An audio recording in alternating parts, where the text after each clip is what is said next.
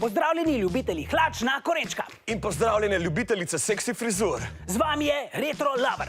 Yeah! Danes vam z Bobijem predstavljava 3 kultne tipe friziranja poznega 20. stoletja. Bundesliga, buja! Trajna.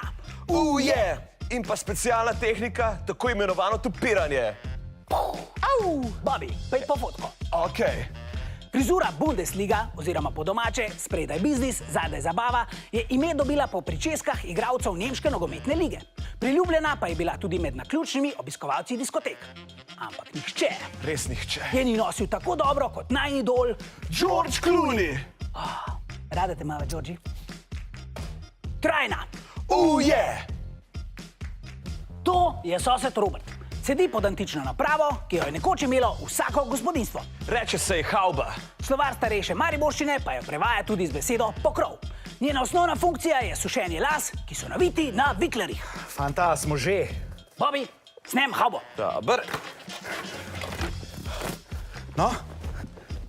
A zgledam kot Jon Snow. Ja? Tupiranje.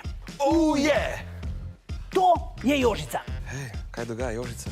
Bobi, ne zdaj. Sorry. Jožica dela za šalterjem na moji banki. Že 30 let ima isto frizuro. Zakaj bi spreminjala nekaj, če deluje? Da lasje stojijo po konci, ni posledica elektrošokov, ampak tehnike tupiranja, ki jo pred vašimi očmi izvaja Jožica. Neverjetno! To je bil Retro Lover, edicija frizure. Če ste tudi vi ljubitelji retro frizur, nama lahko z Bobijem pišete na Facebook stran ali pa pošljete snap s kakšno tehniko friziranja, ki je še ne poznava. Adijo! Bobi, reče adijo. Adijo! Če vam je bil ta video všeč, se naročite na naš YouTube kanal.